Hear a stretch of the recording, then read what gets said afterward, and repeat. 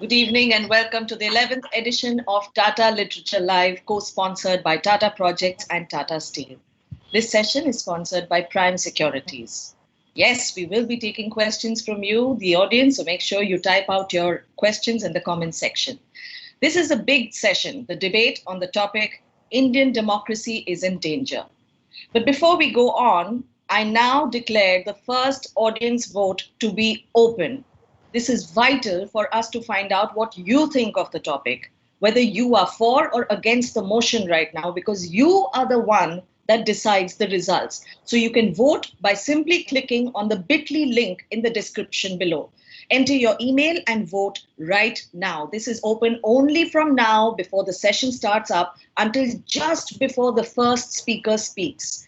This is all the time that you have to register your first vote, so do it now. Remember, you need to be registered on tatalitlive.in to do so. To come back to the topic, Indian democracy is in danger. Well, let's find out exactly what democracy is, because currently I'm not exactly sure if we are in one. Author Robert Burns says, democracy is being allowed to vote for the candidate you dislike the least. Well, that sounds about right. Benjamin Franklin, one of the founding fathers of the United States, says democracy is two wolves and a lamb voting on what to have for lunch. Well, one sees the poignancy in that. But what George Bernard Shaw says worries me a bit. Democracy is a device that ensures we shall be governed no better than we deserve. Indian democracy right now is walking a tightrope, what with 82-year-old poets being put into prison without any sign of the courts even looking to grant bail, while 47-year-old news anchors who speak very loudly are granted bail before one can say vara vara rao. Where student activists are being arrested for speaking up for injustices, where in some instances it does appear that the government seems to be of some people, by some people, for some people. However, the fact that we can have this debate tonight itself is a sign that perhaps all is not lost yet.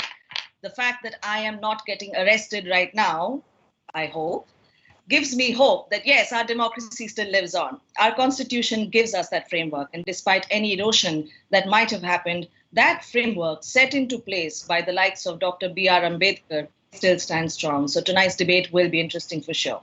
But before we begin, allow me to explain the rules.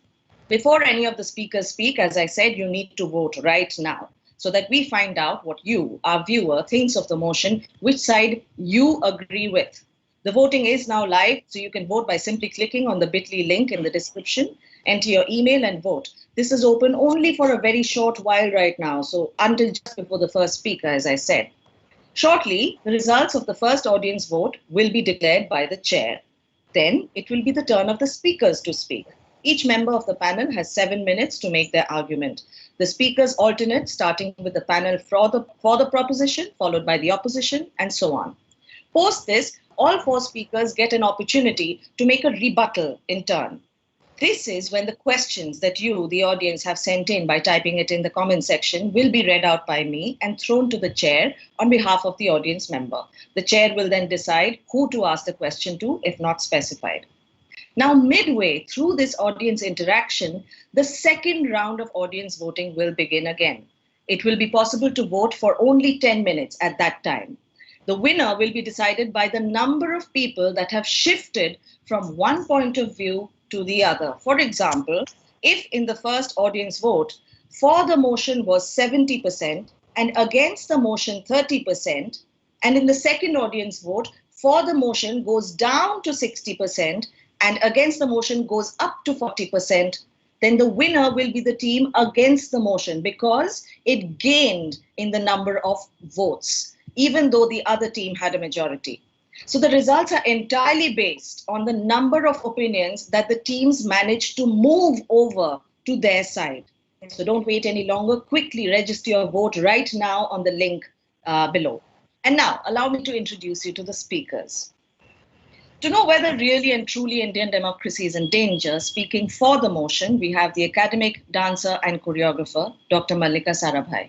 She has been knighted by the French government, has been nominated along with her mother for the Nobel Peace Prize, and won many more awards and hearts with her art. Dr. Sarabhai has continuously performed critiques of patriarchal politics and repressive state action. A vocal champion of the cause of women's empowerment, she is a recipient of the Padma Bhushan and currently runs the Darpana Academy of Performing Arts in Ahmedabad.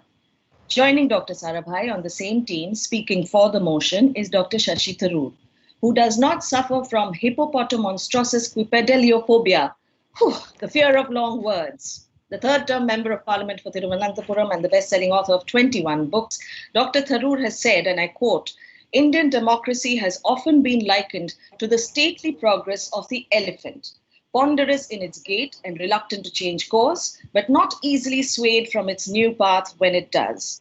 Speaking against the motion is R. Jaganathan, senior journalist in business and general news journalism. He is currently the editorial director of Swarajya magazine. He has also authored a book titled The Job Crisis in India. In an article he wrote in 2016 for Swarajya, he said, and I quote, "Acceptance of difference is the key to acceptance of democracy in any society. Our neighbors sought certainties in religion and ended up being undemocratic." Joining him to speak against the motion is Shazia Ilmi, erstwhile Aam Aadmi Party founder and now Delhi State Vice President and National Spokesperson for the BJP. Previously a television journalist and anchor, the documentary filmmaker now turned politician also led a media campaign for an anti-corruption bill, popularly known as the Jan Lokpal Bill, in 2011 and 2012. Chairing the debate is the well-known Indian journalist Veer Sanghvi, whose career straddles print, television, books, and now new media. He's had 2 new books published this year, Game Changers and The Indian Pantry. Well, now let's gear up for what promises to be a cracker of a debate. Over to you, Veer Sanghvi. Thank you, Ratna. Good evening, ladies and gentlemen. It's usually at the Tata Theatre that I introduce this debate, and I usually always begin by saying that the term debate has fallen into disrepute because television really invites people to come and fight with each other, shout loudly, abuse each other, and pretends it's a debate. And I always say that this is different. This is an audience of educated, civilized people. We won't do anything like it. Well, guess what? This debate is effectively a television debate. Everybody's going to be on little windows, and you're going to have to listen to us on that. But I think I can say with some confidence that our panelists will maintain, our debaters actually, will see I'm falling into television speak, that our debaters will maintain the high standard that previous Lit Live debates have always held. Now, I'm supposed to keep you entertained till the results of the first vote are in, which I hope won't be very long. But while we're there, let me tell you a bit about the debate. The debate is essentially, I think, supposed to be about 2 visions of India. It says, is democracy dying? And we've had some debate about, some discussion about what that means. But judging by the composition of the panels and judging by what the MC said in her impartial sort of way, there is no doubt that this debate is really going to be some kind of referendum on the state of India today and the state of Indian democracy. Are we really in bad trouble, or are we just surviving, as India has always done, making what Shashi Tharoor calls a slightly pachydermal progress towards the future? I think the results are in. So before I actually call on, can we get the result display? The results of the first vote? Nope. Don't seem to be seeing any results. Okay, I shall continue my stand-up. Oh, I think we have them. Great. Okay. And the results are, as we expected, pretty one-sided. Let's see how many people's minds we can change. 83 to 17 is a huge, huge figure. But, of course, there is room for people to change their minds. And I've seen in previous debates, we've had the panel, the audience overwhelmingly on one side and then changing completely by the end of the debate. So let me first ask Mallika Sarabhai to propose the motion. All yours, Mallika. Good evening. One of the boldest decisions taken by the makers of Free India was to adopt a democracy that gave 1 vote to every Indian. It was a huge risk. Most Indians, shackled by poverty, ill health, and ignorance, did not know what it meant to have a key and a say in matters that ruled their lives. They had no concept of free will, of a destiny not ruled by the accident of birth. But breaking away from earlier electoral exercises that gave voting rights to less than 10% of our people, universal suffrage, written into our constitution, gave every Indian equal standing in independent India. For the first time, we were no longer subjects, but citizens, and our voting rights were not given to us, but belonged to us. A bird born and brought up in a cage fears freedom. Millions of Indians, too, were the same. They thought that the hierarchies of the past were right and just, a result of their sins.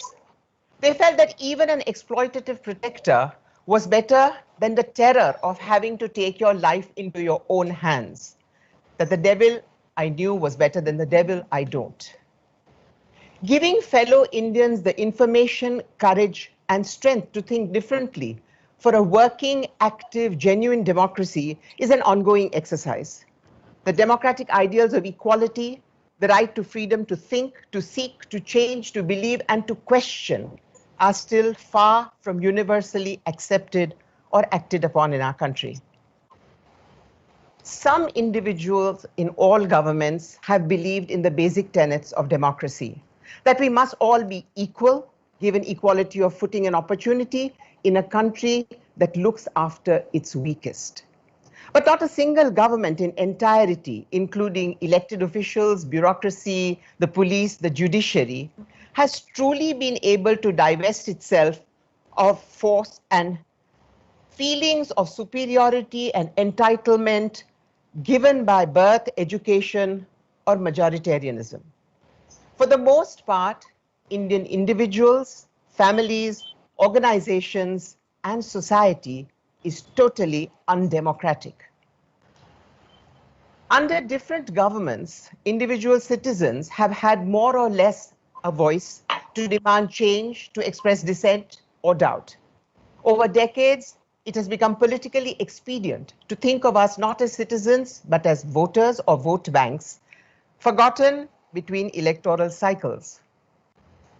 Over these decades, two legislations in particular have tried to empower millions of citizens into becoming active members of democracy.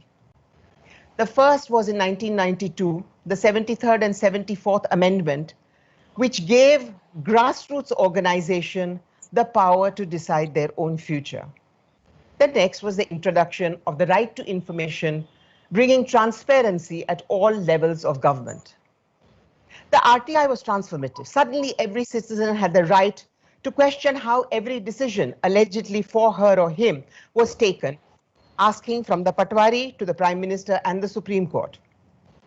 And for the first time, the response given was time-bound, and the official in charge of it had to pay for late or obfuscated answers. No possibilities of great pendencies here. But no government actually wants to be answerable. For governments are also made up of people like us, power-hungry, self-seeking, greedy, frightened, craven. The first hurdles came within months of the act becoming the law in the hands of the very government that enacted it. But over the early years, robust protests saw that it was not shrunk too much. Today, 6 to 8 million people have used the RTI and have unearthed thousands of scams. Some have lost their lives. The last 6 years have been different. A focused project has been in place to undermine the entire framework of transparency, accountability, and participation. Two bills that strengthen the RTI, the Lokpal and the Whistleblowers Protection legislation, have been sidelined. Short shrift has been given to public consultation, and laws that impact millions are passed as ordinances recently under the difficulties of the pandemic. No consultation or deliberations are in place. In spite of the unparalleled tragedy of the millions of starving homeless people trudging home, labor laws have been enacted to take away even the fig leaf that they felt they had. And the other pillars of democracy, media, judiciary, public institutions, have been subverted. I could talk about which cases our courts have decided to hear urgently and which not, of which journalists have been imprisoned without bail and which special ones have not. I could talk of all the students, artists, civil society, workers, academicians who are in jail. I could mention the careful placement in key positions of the compliant and the rewards given to the bhaktas. I could mention the organized hatred on social media, the 3 a.m. raids on dissenters, the absolute intolerance to the fundamental pillars of democracy, the right to question, to know, to participate, to dissent. But all of you know of this. I ask myself whether it is not we, the people, who are the greatest dangers to our democracy. Our silence, our secret belief in our superiority, our deep-seated belief that all Indians are not equal, that Indians, some deserve justice and some do not. Are these not the enemies of a thriving democracy? Are we not the ones who accept decisiveness as great leadership without using our rights of freedom for information and self-expression to delve into the people we give power to?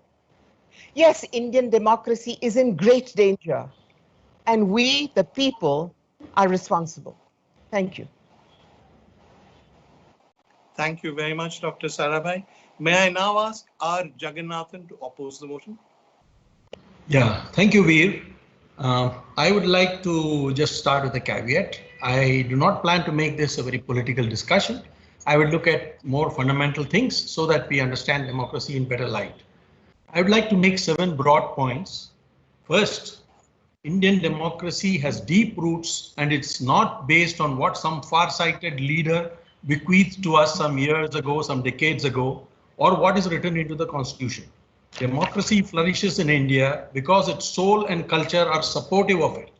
Our problems may in fact be the exact opposite of reining in an excess of free speech and gross indiscipline that leads to anarchic nature.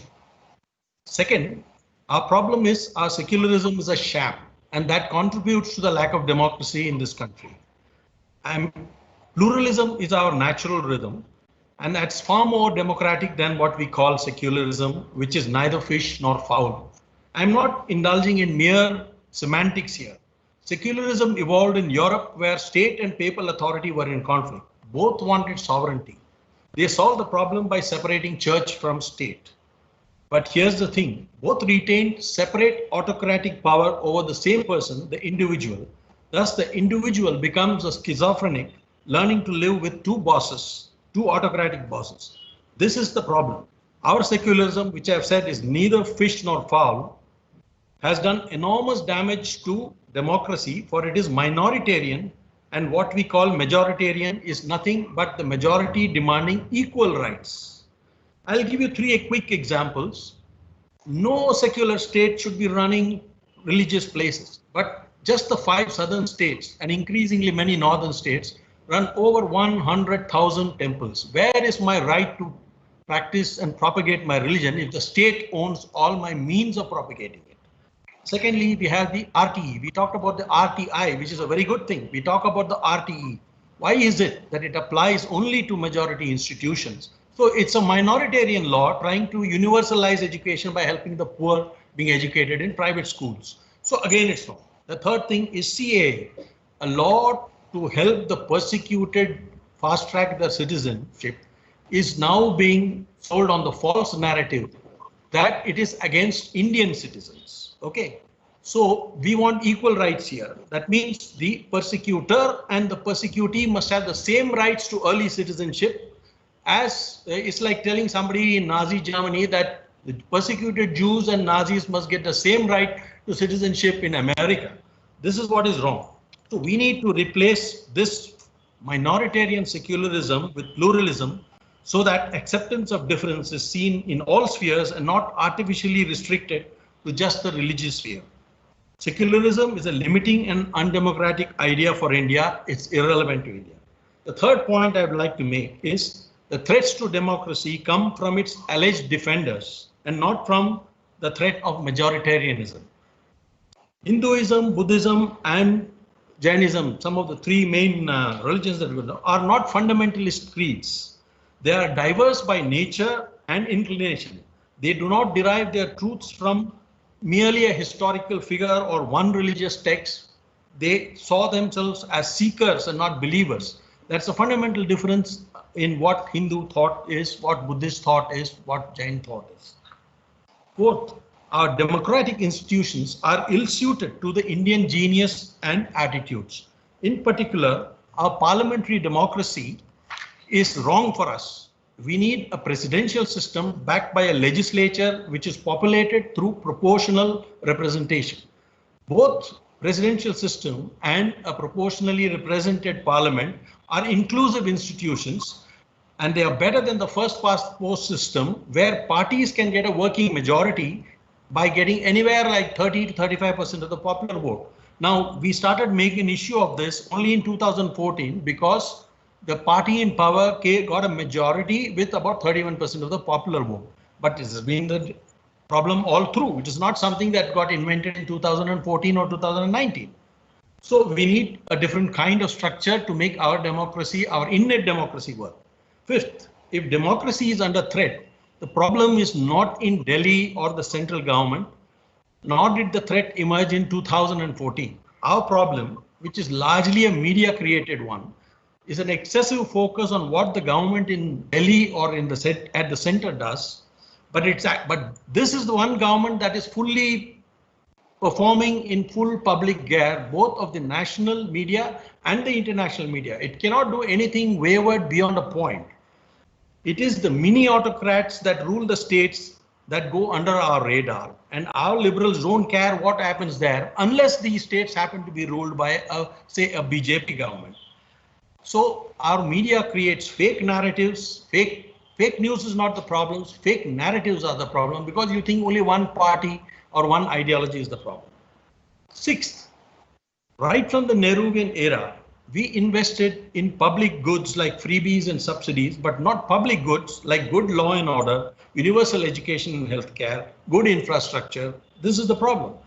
The gaps are being slowly remedied now, but these wrong priorities flowed top down from an elite and unaccountable political system.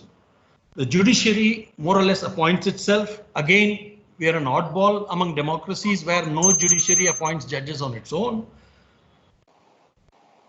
The other thing is the police derive their support not from the law, but politicians' temporary power, and the bureaucracy is a law unto its own. Seventh, we tend to cry wolf a little too often when there is no wolf visible. We know if some party you don't like wins an election, then of course it's a threat to democracy. EVMs must have been doctored. If the judiciary gives you a verdict that you don't like, then the judiciary is compromised. If the police act against somebody or don't act on somebody, again, it's a problem. Though the real problem is that they're not able to implement the laws that the politicians want to enact. You have things like these. So your real problem is we keep crying wolf. If a Reserve Bank governor is released at the end of his term, we say, again, it's a threat to democracy. And we cry wolf too often, we are not going to be able to protect democracy or anything. I rest my case. Democracy has solid roots here. What it does not have is the right kind of people advocating it. Thank you, Jackie. I mean, I'm quite amazed. Everyone is kept within 7 minutes. That isn't usually how it works when we do this live.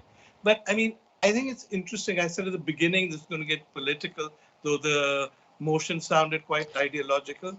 What we're talking about, I mean, just to sort of make it clear, is not plain democracy. Democracy by itself is not a term that means very much. But liberal democracy, the values, the freedoms, the care for minorities, the sense of free speech, the entitlement of being a citizen on equal terms with everybody else, and of course, secularism in a democracy. I think what our speakers are focusing on more and more is whether that kind of democracy is in danger. Mallika obviously feels it is in danger. On the other hand, Jaggi says not only is it not in danger, if there is any danger, it comes from liberals who practice a kind of minorityism and a selective targeting of the BJP and its supporters. Okay, I think those arguments will be rebutted by our next speaker. Usually when we do this debate in the Tata Theatre, there's a little hush over the audience while we wait for him to come on, followed by frenzied applause. We're not going to get that this time, but nevertheless, welcome Shashi Tharoor. Thank you very much, Veer. Actually, I want to pick up exactly where you left off, which is to say that when we're talking about what democracy is, I've written a book just now out called The Battle of Belonging, where I talk about our civic nationalism as opposed to the ethno-religious nationalism that some are promoting.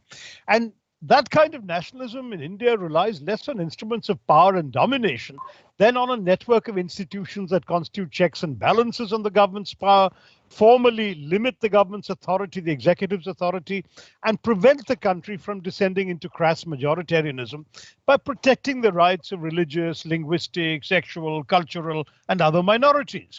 So the formal mechanisms that support this kind of democracy, rule of law and law courts, parliamentary accountability to prevent governmental overreach, devolved institutions at local levels to offer alternative sources of power and authority, a vibrant civil society and a free press, independent think tanks and universities, a strong opposition, some would say arguably above all of this support the system, but not necessarily the government of the day. And in this kind of liberal democratic constitutionalism, opposition or criticism is never dismissed as treasonous, but recognized as an intrinsic part of governance. Equal access is provided to education, citizenship, community activities, languages of everybody. National symbols should eschew the divisive for the unifying. Legal structure should buttress the primacy of such civic institutions over religious or ethnic ones. All of these things, right up to, this is a literary festival after all, I would argue that books, magazines, films, poetry, and theatre are meant not just to offer entertainment, but critique and often resistance to the prevailing orthodoxy. That's why Mallika is with us today. So key to this kind of civic nationalism, liberal constitutionalism, has to be the celebration of diversity, ethnic, linguistic, religious, political. Now, this is what I talk about when I say that democracy is in danger, because all of this has been threatened in recent developments. You know, when you look at, if you break down what I was saying in this quick summary, there are certain democratic ideas, right? The principles in the Constitution, justice, equality, I think you've gone mute. No, I'm not mute on my computer. Are you not able to hear me? Yeah, now we can. Okay, so as I was saying, there are a number of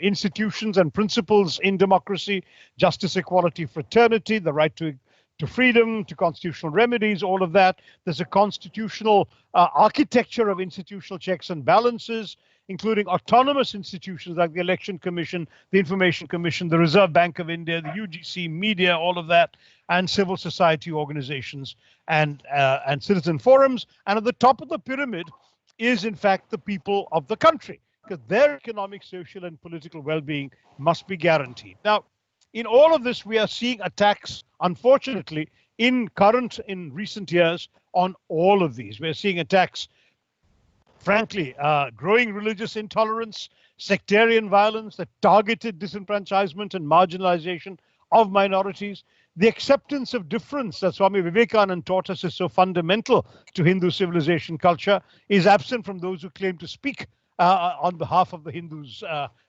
in government. We are seeing rising incidents of communal violence driven by mob lynching zealots and Gaurakshak vigilantes, in which human beings have been actually killed in the name of protecting cows. One scholar famously called ours today, for many people, a republic of fear.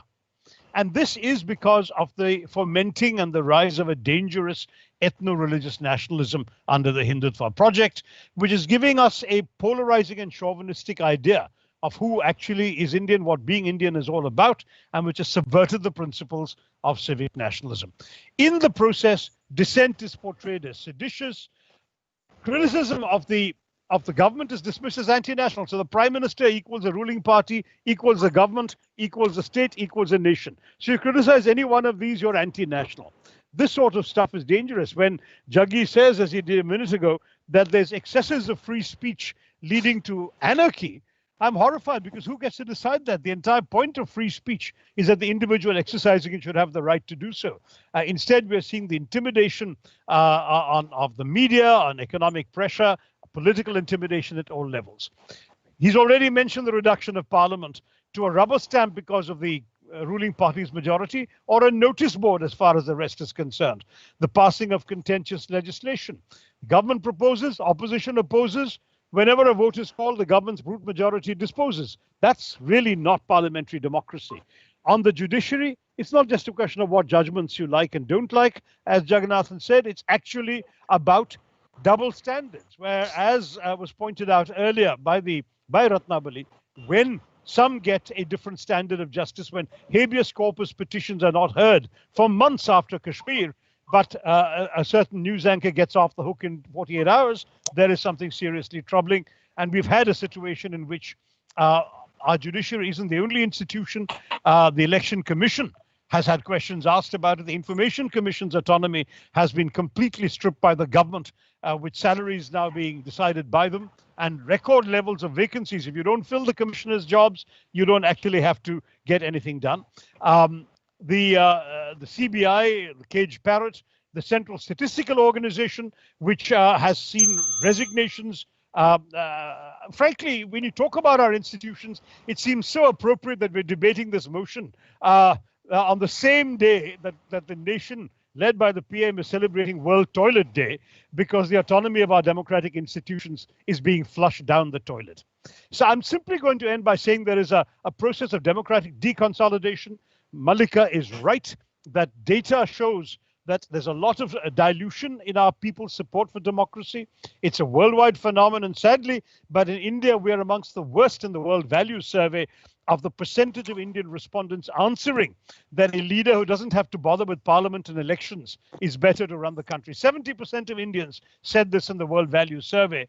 And we have an Azim Premji University survey showing over 50% in 4 large states of the country expressing a preference for an authoritarian alternative to democracy. So I want to conclude by saying that if the assault on our institutions and democratic practices persists, frankly, we must realize political parties and the ruling powers of the day will come and go. But no leader is immortal. India is. And it's essential that those entrusted with being the stewards of our democracy should protect it, not undermine it. Thank you. Thank you, Shashi. Thanks so much. Technology is a wonderful thing. We used to do this in one room. People used to stand up and make their speeches. Now we're all in different cities, in Delhi, in Bangalore, all over. But one of the problems with doing this on the basis of technology is, well, frankly, it doesn't always work. Shazia Ilmi has been listening to the debate and will join the debate. Unfortunately, we're having trouble with her camera. So we're going to put her picture on the screen, as you can see, and she will talk. And hopefully you won't really miss the way she looks, because she makes so much sense. You don't even have to look at her. Welcome, Shazia Ilmi. Thank you so much. My senior, Mr. Jaganathan, Mallika ji, who I admire greatly, and my most eloquent friend, Shashi Tharoor. Just wanted to point out, finally, there is a toilet in many to speak of that the poor can use and actually flush. And they have been using the toilet and flushed it enough number of times. Every time this entire talk of democracy being in danger has come up. So, well, I don't know about democracy, but my wonderful friend's beloved party's existence is definitely in danger. And at the rate at which the congressmen and women are migrating to, politically salubrious clients, I wonder when our own Shashi ji, who I'm a big fan of, will become a unique member along with the cadres of a politically endangered species, so to speak. Indulge me, if you will, my answer to Shashi ji's most brilliant and breathless articulation as he speaks for the motion would be the same as Portia in Merchant of Venice. And you know what Portia said? She said, good sentences and well pronounced. And Nerissa, her maid in waiting, said, they would be better if well followed. Portia then says, and I would like to repeat these words to Shashi. If to do were as easy as to know what were good to do, chapels had been churches, and poor men's cottages, princes' palaces. It is a good divine that follows his own instructions. I can easier teach 20 what were good to be done than to be one of the 20 to follow mine own teaching. So I would remind you very politely of all the instances where your party, Shashi, has been guilty of all that you've just accused BJP of. I would, of course, we have to start off by the first time in Shashi's own state in, I think, 1959, when EMS Nambutri Pad's government was dismissed by Jawaharlal Nehru. And of course, coming to emergency in 1975, your party has been ingloriously known for, where freedom of speech and of the press was clamped down most brutally. And, speaking to all our friends here, a lot of students and professionals alike, we didn't have to go very far. We remember what happened in Anna Hazare's Andolan. I was very much a part of it. It started off as a ragtag, group of people wanting to speak against the corruption of UPA 2. And we saw how brutally Anna Hazare was dismissed and thrown off in a jail. We saw what happened to Baba Ramdev. I was one of the many youngsters, if I can call myself that, or one of the many people who were there on the street when Nirbhaya Andolan happened. And all of us dealt with the tear gas shells and police brutality. So when we talk about about the freedom of the press and democracy being in danger, we must realize that the course of the political discourse is obviously manipulated in the brawling camps of the leftists who imagine themselves to be liberals. They are the most intolerant lot that I know of. And in the newsrooms, in academia, which are the only bastions really where they are thriving and are not endangered in any way whatsoever, is where they decide the political narrative of the day and how to really vilify the government of the times. So our motion of the debate and the general notion that democracy is in danger is obviously a construct of some very clever minds, and it's as hackneyed and predictable as ever. Mr. Jaganathan mentioned the EVMs, and we remember that not so long back, it was the Congress party and all their comrades who were crying foul about the EVMs. Parties like AAP enjoyed the people's mandate when they won in Delhi, and they sulked when they lost in Punjab and Goa. And not so long back, all of the opposition got together and demanded that EVM machines should be replaced by the paper ballot, until, of course, they won in Madhya Pradesh, Rajasthan, and Chhattisgarh. So I feel that ever since Prime Minister Modi has taken over and the reins as a Prime Minister, it has become, it has been bandied around that this is a democracy which is the democracy is in danger, and democracy is the tyranny of the majority. Well, this is, my friends need to wake up, because first past the post system means just that. We spoke about judiciary some time back, and we have the good old Indian liberals, who I don't call liberal at all. They were swooning over Justice D.Y. Chandrachud. And so as long as he writes passionately dissent notes on Aadhaar and the arrest of the 5 activists in the Bhima Koregaon case, he's hailed as a man who doesn't mince words. He is not afraid, and he's a judge with a mind of his own, and who calls a spade a spade. But when he, signs a bail for Arnab Goswami, who was illegally detained, and in a case which did not merit custodial interrogation, the same liberals become quiet, because Arnab belongs to the right wing, so to speak. I feel that when it comes to speaking against the motion, I'm so clear, but I know democracy has been strained. Whether it's emergency and what is happening now in the state of Maharashtra, in Orissa, where my friend Jay Panda's family is being harassed. They own the biggest channel there, and day in and day out, there are false cases, and they're being harassed at all the time. Similarly, in West Bengal, if you really want to know where democracy is under strain and really is in danger, you would witness them in many states, in Maharashtra, Orissa, and West Bengal, even as we speak. But I think the popular narrative and the fashionable thing to do is to just demonize Modi and talk about just how intolerant this government is, where everything else points to the contrary. I rest my case. Thank you, Shazia. But I think that concludes the opening speeches. But just to summarize roughly where we are, I think, at a stage where, I mean, Shazia's was the most expressly political speech we've heard tonight, but there have been political undercurrents to everybody's speeches. We're using democracy, it's clear here, not so much as democracy, but as a code word for two very different visions of India. One is a vision of India that celebrates a certain kind of secularism, that celebrates personal freedoms, that celebrates diversity, that talks about India being a country, whether you're a Hindu or a Muslim or whatever, you have an equal stake in what happens, where the government does not use its enforcement agencies, its police forces to stifle dissent, where everybody apparently lives in a much happier situation. And there's a second vision, that's a vision I think articulated by Jaganathan and Shazia, which is that this was not really what happened before Modi.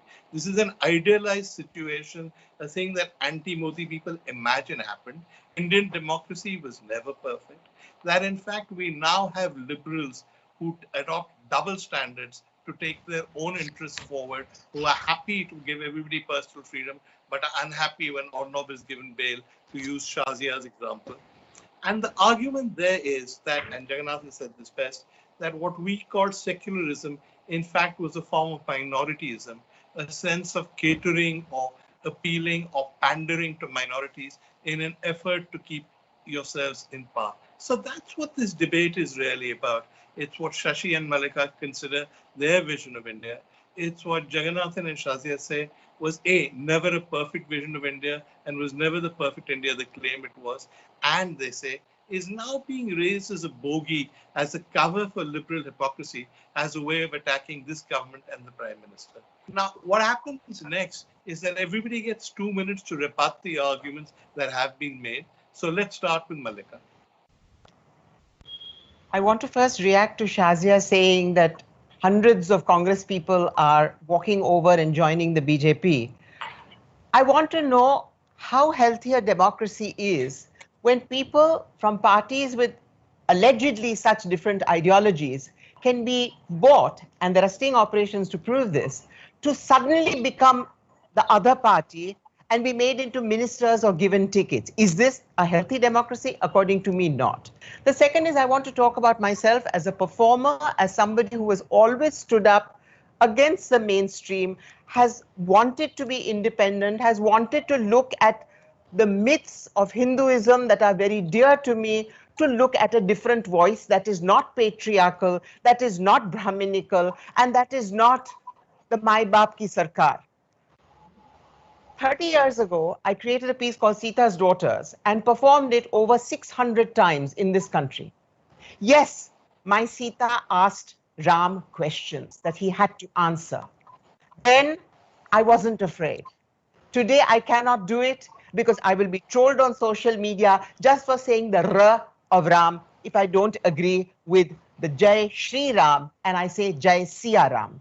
I, as an artist, am feeling bound, deafened, thwarted, squashed. I, as a woman, am afraid.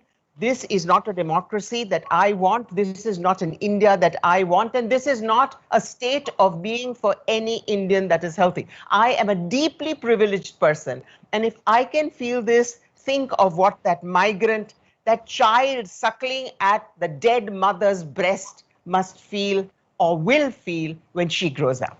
This is all that I have to say on this rebuttal. Thank you, Mallika. Jaggi, would you like to rebut them? Yeah, I'd like to take up some points mentioned by Shashi and also by Mallika. One, Shashi talks about civic nationalism. This sounds as though it's some reference to some garbage removal or street lighting. It is not relevant to a civilizational state like India. India was not born in 1947. We have a 5,000-year history. Our nationhood and thought of togetherness were created by the tread of millions of pilgrims growing from one end of the other to one end of the country to geography to the other. Second thing, we keep talking about majoritarianism. tell me what part of Hinduism ever sounds like majoritarianism. It is by definition very diverse, disparate, almost divisive. So you are trying to say that all this is the same thing. When we talk about majoritarianism, it is an idea that comes from a very Abrahamic concept where there is one founder, one book, one set of fundamentals. Hinduism never has any such thing. So what majoritarianism are you talking about, especially when we have ways of separating them into castes and saying, oh, but tribals are not Hindu, oh, but Dalits are not Hindus. So you keep saying that, and then you say this is one big 80% majority that is trampling on the rights of the other 20%, which is again a ridiculous idea. Third thing, we talk about judiciary and how it's lost its independence. My problem is this has been the case all along. There was an Indian Express report which says that between 2008 and 2011, during the peak time of the UPA's power, 18 of the 21 Supreme Court judges took up post-retirement jobs immediately. One guy was so eager to take up his post-retirement jobs that he actually retired in advance so that he could take up the next job. So this is the way the judiciary has been managed all through. So if you think the BJP is managing the judiciary, I don't think it's anything new. It's been all along. Our democracy is a work in motion. It's a work in progress. It is a flawed democracy, but we need to fix it. It is not about the people who are currently in power. Thank you, Jaggi. Shashi Tharoor, would you like to do your rebuttal now? Yes, thank you. Thank you very much, Veer. I'll start with Shazia, since I did respond to some of Jaggi's points in my own statement. Shazia startled me with all her extensive quotations from Shakespeare's The Merchant of Venice, because after all, as The Merchant of Venice is a play I know rather well, has Antonio saying the devil can cite scripture for his purpose. And what's interesting is that the line which says that a stage where every man must play a part and mine a sad one. That's the role that Shazia chose to play. Graziano said, let me play the fool. And I'm afraid she took that too seriously. But as Bassanio said in Merchant of Venice, I like not fair terms and a villain's mind. The problem with the BJP that she speaks for is precisely that, in Lorenzo's words in Merchant of Venice, it is fit for treason, stratagems, and spoils. But what to do? They said in the play that lovers cannot see the petty follies that themselves commit. And I fear that Shazia hasn't seen this. She talked about toilets and running water. I beg your pardon, she talked about toilets, but forgot about the fact that most of them built by this government have no running water. So you can't flush anything down it, let alone actually come up with the kinds of results that Shazia would like to boast about.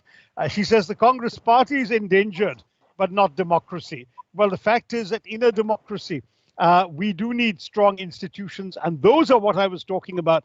The opposition is part of it. We are proud to be a strong opposition, but there are many more institutions autonomous of the political process that I explained are actually endangered. On Jaggi's point, the important issue is when he talked about an excess of free speech, the question is who gets to decide who has the right to speak. He disingenuously dismissed the opposition to the CAA, but the problem was always with the link to a nationwide register of citizens that the Home Minister propounded in both houses of Parliament. That's what extended the danger of the CAA to Indian citizens, a point he completely skipped. And then he talked in terms of the civilizational culture of India. I'm with him on that. I've argued this at great length in my own writing, but that involves acceptance of difference, not the discrediting of difference and dissent. Thank you. Thanks, Shashi. Shazia, do you want to take on Shashi Yes. and continue the pattern Yes. of the Merchant of Venice? Absolutely. So I would like to remind Shashi that he forgot the most important speech about the quality of mercy not being strained. And the I'll be merciful.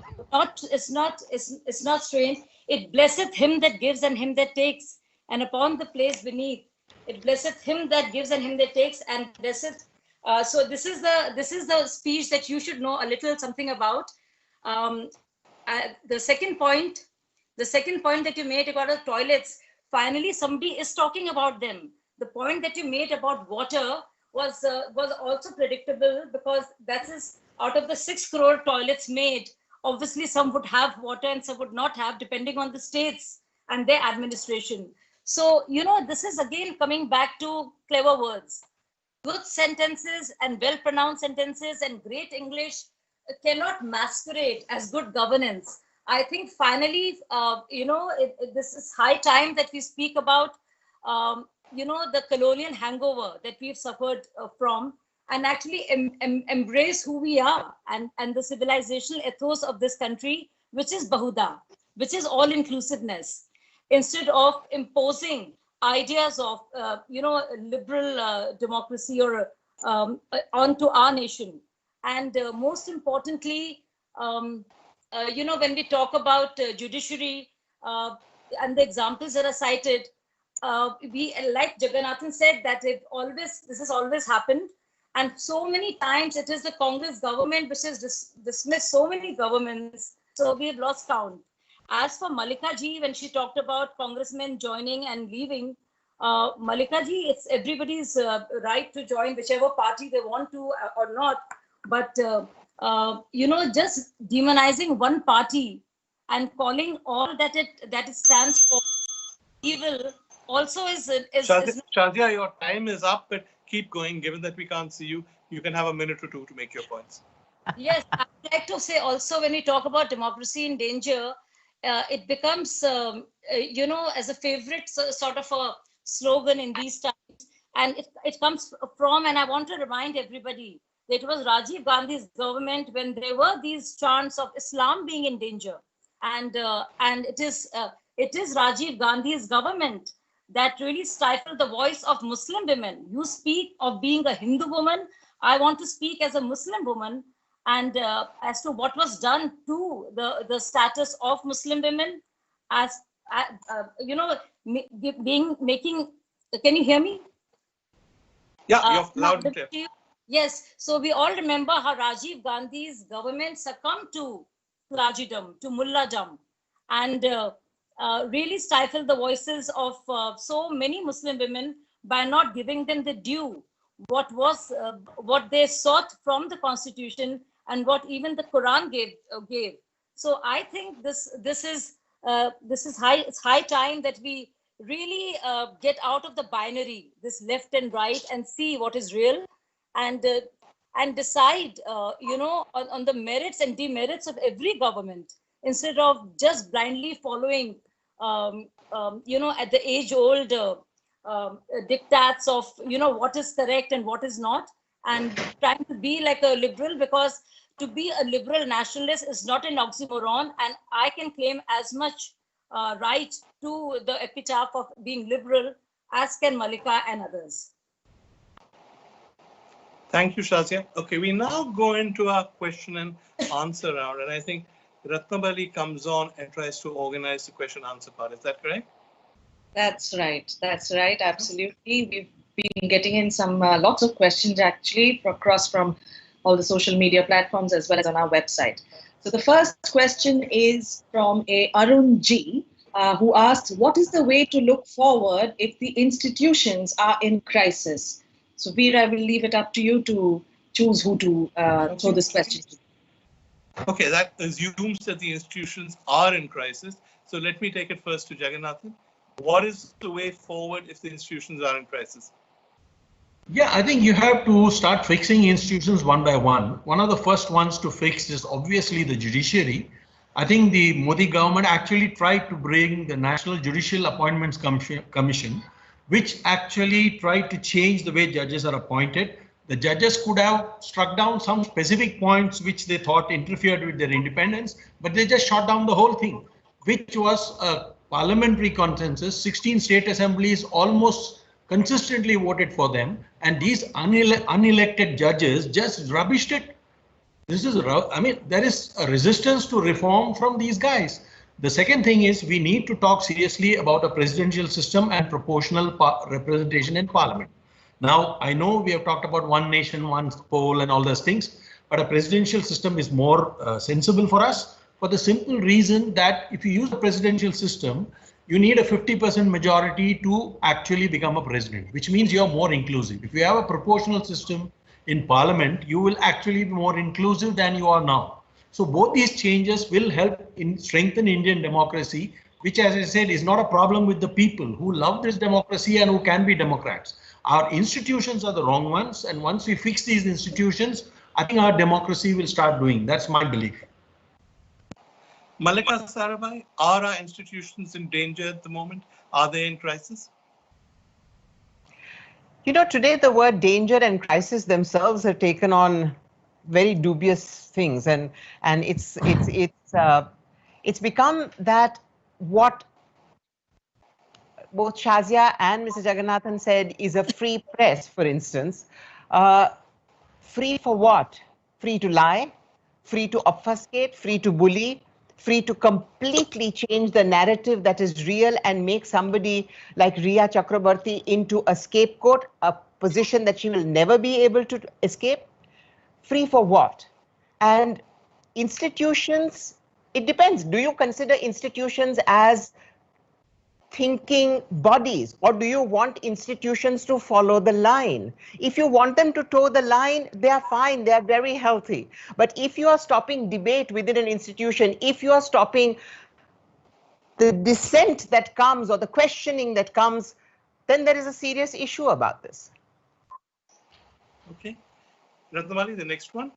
Yes. The next question is from a Usha Subramanian, and she asks questions. This question she wants to pose to the opposing side. Many stalwarts in the ruling party are and have always been self-professed admirers of Hitler and Nazism. Where is the democracy? Okay.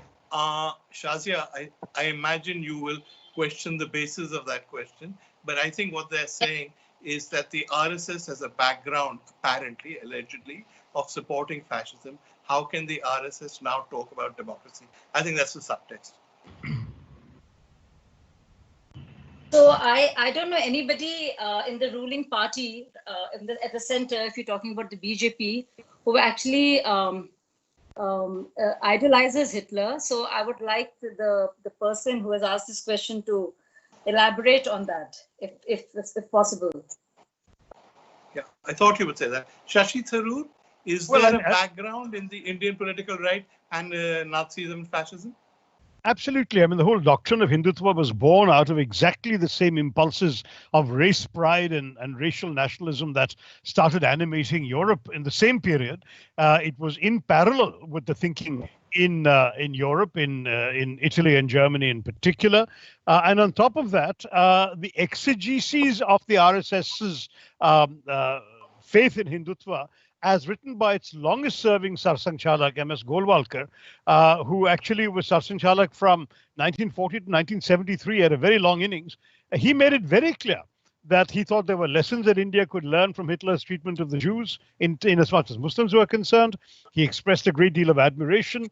Savarkar wrote a foreword to a book by the so-called Savitri Devi, who was a European fascist who came to India and became a Hindutva chauvinist, and Savarkar supported her. So there's plenty of associations in the past. Now, if Shazia is right that they're being disavowed today, that's a different issue. But my concern is that what we're seeing from this approach, there's a totalizing thing about the fascist ideology that sees the state as one and the people as one. And that's very, very much an intrinsic part of the Hindutva movement's ideology.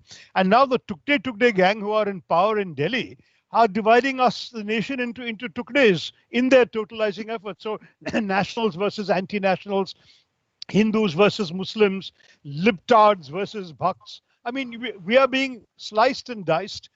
Students are being arrested if they protest, and we're seeing civil society groups, 80-year-old poet, an 83-year-old priest suffering from Parkinson's. These are the kinds of people the state is locking up, which frankly, and that too with limited access to legal aid, often lengthy delays before their petitions are heard by the courts, unlike certain favored news anchors. All of this suggests that there is a genuine problem. I don't like to use the F word, the fascist word, in our politics because it's a term of abuse rather than of analysis. But if you look at the specific ingredients that's going on, I'm afraid there's a great deal in the way in which our government is conducting itself that sadly reminds one of some of the practices of that era. And I think the government should indeed live it down and live down the earlier writings of those whom they today hail as their intellectual progenitors. Okay, that's contentious. I will say in the interest of fairness, but Ratnamali, go on. Next one. Yes. I would just like to right now just announce that the second round of voting for the audience is now open. It's going to be open for a very short while. So please go ahead to the bit.ly link in the description below. And it's also there in the comment section. You'll find it from the Tata Literature Live team. Just go ahead and register your vote, whether for the same as you voted earlier or whether your mind has been swung over to the other side. Please go ahead and vote because that's what is going to decide the results of this debate. So moving on with the questions, Sudarshan Jaganathan has asked, is the constitution durable enough to prevent both parties from deciding, for example, what is too much free speech, as Mr. Jaganathan says? Okay, question asked by Jaganathan, answered by another Jaganathan. You actually said that bit, which I think Shashi picked up on, there perhaps being an excess of free speech. So just explain what you meant. I'll tell you, I'm not against free speech at all. I'm just saying that you need to define what is hate speech, what is not. Right now, you had Shashi Tharoor saying that he had a problem with Arnab being released because he was expressing what he thought was free speech, and you say that is hate speech. I didn't say that. I didn't say that. Your problem is that why was he released when others are not being released? So you had a problem. Jaggi, before this descends into an argument, I think Shashi's point was not about Arnab's right to free speech, but merely one of consistency, saying that people who supported the government often had a better deal than those. So my point is simple. You need to define what is the limits of free speech in more than what Article 19 does. Article 19 restricts it too much. But what we are now calling hate speech is now you just criticize anybody or anything and then it becomes Islamophobia or anti-minority or anything, you know. So this is ridiculous. So I think everybody is being put through some kind of anti-blasphemy test and which is not done. If you want to do it, if you want to introduce an anti-blasphemy law, introduce it for all religions. Don't just say only for the religions that have blasphemy have a problem. You know, that's what you need to. You need to have the same law for everybody. You cannot have a law that allows it only in some cases, but those who consider something as blasphemy, they must be protected. Those who do not believe in blasphemy can be maligned to any amount. So you can have a Prashant Bhushan coming and saying, okay, Krishna was a Eve teaser, or an Audrey Trushke coming and saying Rama is a MCP. Maybe he was, maybe you not. I'm not arguing about that. My point is you can say this, but you can't draw a picture of somebody when my religion doesn't say you can't draw. Okay. So you need to have clear rules on what is the limit that you set on what you think is free speech or hate speech. Yes, and can I come in, yeah, please come in, sure. I'm having problems with my audio. Can you? Am I audible? So you're audible. Go ahead. Yes. So somebody spoke about freedom of speech. So I must tell you all that the first amendment to the Constitution, Article 19, was done in Jawaharlal Nehru's cabinet, and reasonable restrictions was added to the blanket provision of freedom of speech at that point of time. And somebody also mentioned, and I forget who, about not being allowed to speak. Now, let me tell all of you that I was banned from 3 universities and Jamia Millia Islamia, where I did my master's in mass communication. They did not allow me to speak because I wanted to speak on triple talaq or the need for uniform civil code. And Vivek Agnihotri, a filmmaker, was not allowed to screen his film at Jadavpur University. So, you know, it cuts both ways. And when we talk about Tukde Tukde gang, we're talking about those people who actually who attack India's sovereignty, who talk about of Supreme Court and the Supreme Court judges as Afzal hum sharminda hain, tere qatil zinda hain. So those are the people we refer to as Tukde Tukde gang. And yes, the reasonable restrictions that was addition made to freedom of speech in the year 1957, if I'm not sure, 52 perhaps, the First Amendment, was talking exactly about this. And that was not during Modi's time. Next one. All of us have been to jail a number of times, and yes, not during PM Modi's time, but Manmohan Singh's time. Okay, all right, we got to get that. On to the next question. And but again, just reminding you again that the voting is now open. It's open for a very, very short while. So please go ahead to the bit.ly link in the description, and in the comment section also you'll find it. Go ahead and register your vote. So the next question has come in from a Sahil. How damaging is current technology and the way it is progressing to democracy? What is the impact on democratic thought when politically influenced technology through algorithms controls what you see on a daily basis and perpetuates a single side thought, especially when it comes to the masses consuming content through these platforms? Mallika, Sarabhai, is essentially, I think, a question about social media and how easily it can be manipulated. How do you feel about that? You know, many years ago, people used to ask me, what is pop music in India? And I would say it's Bollywood music. And they'd say, yes, but what else? And I would say, well, nothing else. Social media and the kind of people who get all their information from the algorithms that feed in exactly what they want to know, the problem is that they don't see an alternative. They don't hear an alternative voice. And that is very dangerous because you can, in today's situation, the general level of frustration, anger, fear, and desperation in the general public is very high. Now, that is not a reflection of a healthy polity, but that is what it is. So to go from constantly being told this person is doing that, that person has said this person has said this, into lynch mobs is very easy. And this is what is happening in India. And it's very, very, very dangerous because we don't have alternative voices. You must have seen through the whole Trump drama that all the time that Trump was lying, there was somebody actually measuring and answering what the lies were. And apparently there was something like 22,000 lies that were proved to be lies in his 4 years. But all through the Trump dramas, there were alternate media voices that were giving other thoughts, not necessarily opposition thoughts. And Shazia, I have an issue because I'm neither Congress nor BJP. So don't keep reducing this debate to Congress and BJP. It's about me, the person who is Indian as well. It's not about the parties. So where are the alternative voices? Where is the news media, the television, the news print media that is actually giving 5 different voices as 5 voices that exist? It's either this or this. And that's why social media is extremely dangerous. Okay. Shazia, quick one. Do you think, in fact, social media is dangerous, or is it providing a counterpoint to what you would probably consider a liberal media elite? Well, everything else is a double-edged sword, and it can be used either way.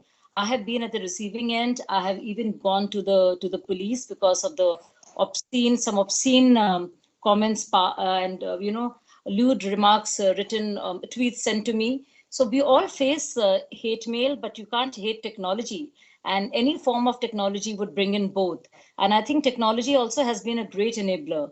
It has brought various versions of truth, because I don't know how it's very cubist, so to speak. It gives you all faces and all sides of the story from different people. So I think it's it is sometimes very offensive, and personally it really it's been traumatizing for a lot of people I know. But I think it's more useful than the fact that it can be done without. By the way, Veer, I know you haven't offered me the floor. One sentence to say that, as far as I'm concerned, infringing Shazia's or Jaggi's right to free speech is as much a danger to democracy as infringing Mallika's and mine. I think democracy requires that we should be able to listen to each other and talk to each other in a meaningful dialogue. Yes. Also, I think you made a distinction in your speech which has been lost, which is the right to free speech being infringed by governmental authority or the might of the state, and the right of free speech being infringed in other ways, which is what people have talked about, which I think is an important distinction. Ratnamali, go on. Next question. It's interesting because the next question is actually from Afaq Azad, who says, who asks, how do we protect the activists, journalists, artists, and musicians who fight for freedom of expression and are the voice of dissent? Shashi Tharoor, is there a way out? Can we protect them? Well, in fact, the Constitution protects them. That's the irony. And so far, the judiciary has actually upheld a very liberal interpretation of both Article 19 and the reasonable restrictions clause that the opposition has referred to. That is, the judiciary has essentially said that unless free speech involves incitement to violence or actually telling people to physically overthrow the state or the government or assassinate a leader or whatever, then it is to be tolerated. The mere fact that you don't like what somebody says is no ground to restrict it. The whole point about free speech is to tolerate the things you don't agree with and you don't like to hear, but grant them the right to say it, provided, as I say, they're not threatening violence and they're not threatening physical assault on individuals or institutions. Now, that has been traditionally the position of the judiciary. In recent years, we are seeing a real problem where that poor girl, Sarfura Zargar, who was pregnant and was arrested for leading a demonstration, not for any act of violence, had to spend 2-3 months of her pregnancy in a jail without bail. We've seen too many cases when people have been essentially locked up for exercising their free speech and denied legal process that would enable them, for example, to get bail expeditiously, which is their right. As Justice Chandrachud rightly said, in the case of this egregious so-called journalist, he said that bail is basically your fundamental right. You have the right to be free. Now, to my mind, that applies not only to him, but also applies to all sorts of other people who have not been given that right. So I agree with the questioner that protecting civil society, organizations, activist groups, citizens forums, universities, and allowing them to enjoy their free speech is indispensable. I believe to do that, you need, first of all, a government that will not try and put pressure on those who exercise their constitutional rights, and you need a judiciary that will uphold those rights in a liberal spirit, as well, frankly, as a media that will highlight the injustices when injustices and double standards are applied. Shashi, you mentioned Justice Chandrachud. Shazia, Ilmi also mentioned him. Jaggi has described the judiciary as being an unelected oligarchy. Well, not exactly that phrase, but that sense. So we end up talking about the judiciary a lot. So let me just ask you about that. Do you believe that the judiciary now is at a state where there is no consistency about rulings, about interpretations of the law, that all too often it's which judge you end up with? Are you asking me? because Yes, because you know, I think in all fairness, consistency is not necessarily a virtue always. In other words, it's entirely normal in any democracy for one court to hold a particular view of an issue and for another court to overrule or come up with a different perspective.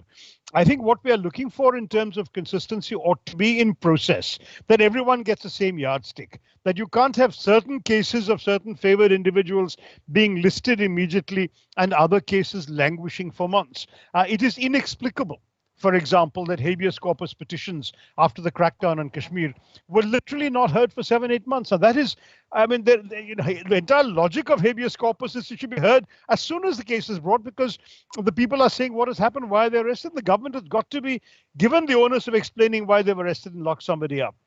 So these are the kinds of issues that we worry about. It's therefore not a question of consistency so much as of fairness of process, of due process, and of standards across the judiciary which everyone can have trust in. In other words, even a person who is found guilty of sedition should be able to feel that he or she has been treated as fairly as somebody who's a supporter of the government.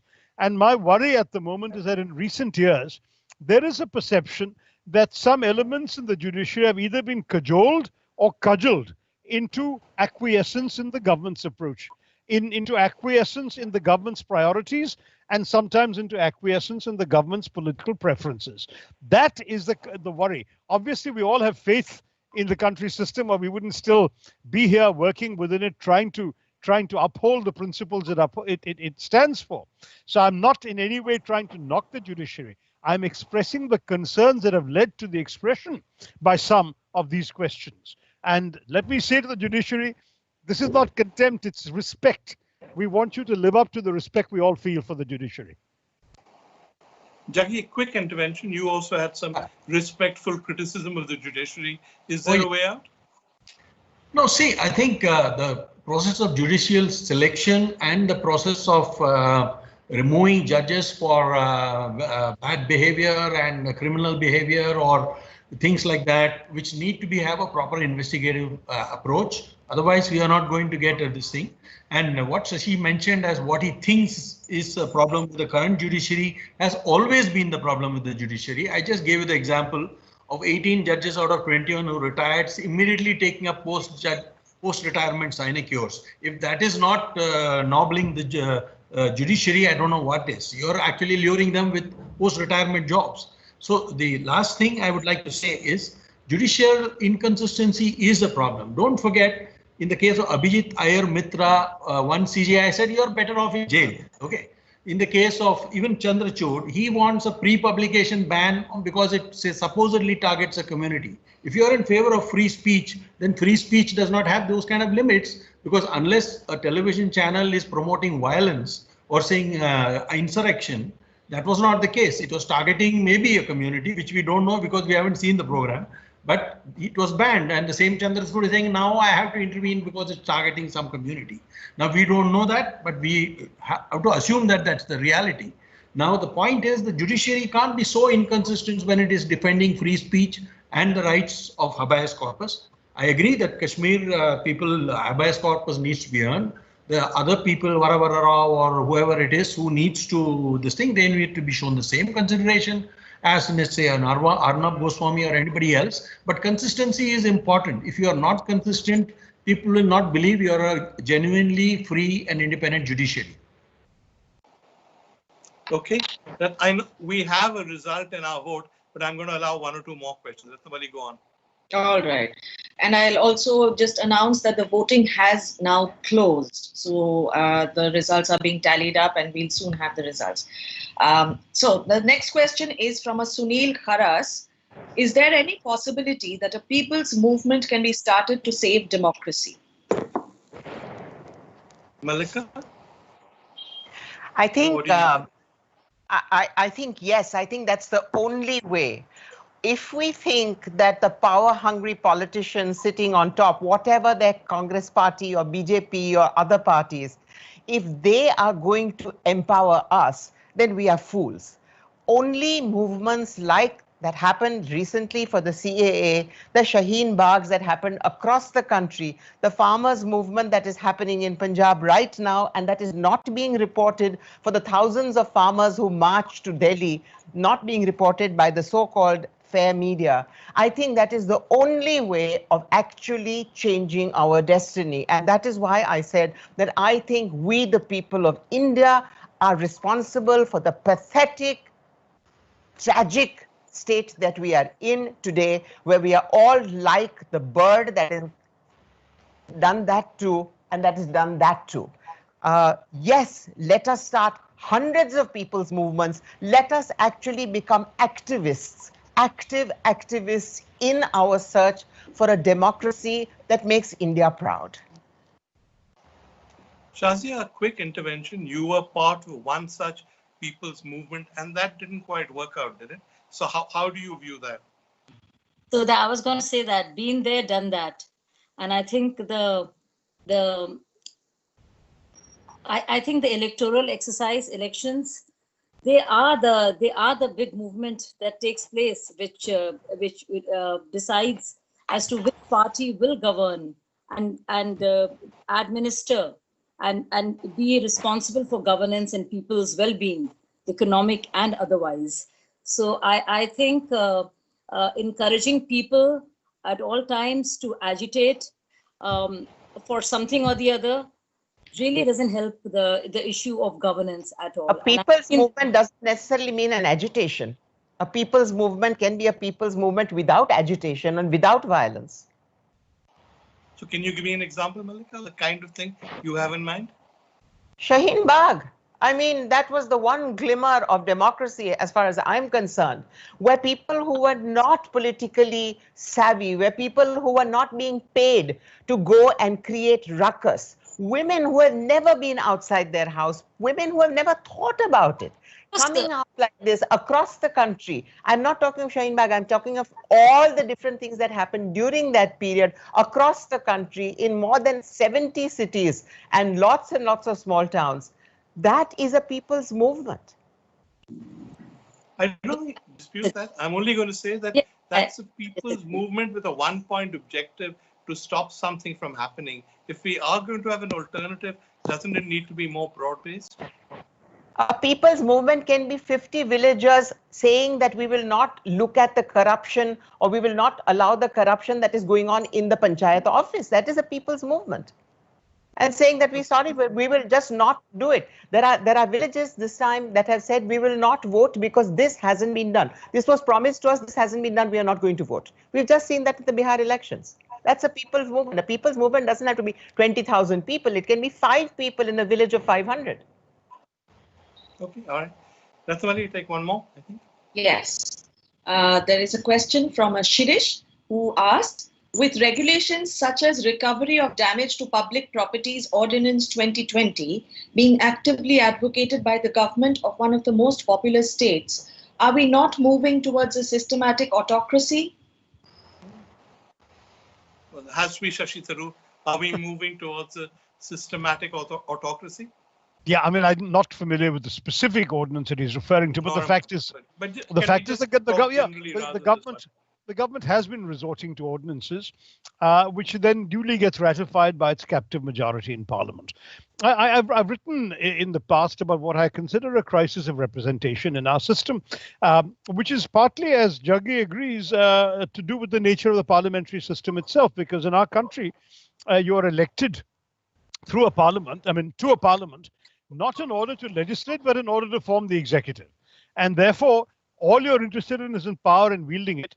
And in any case, if you get that, once the executive is formed, the prime minister and the cabinet are formed, whatever they tell you, you have to go along with, because the anti-defection law will kick in otherwise. So you have to smartly salute and vote exactly as they want you to.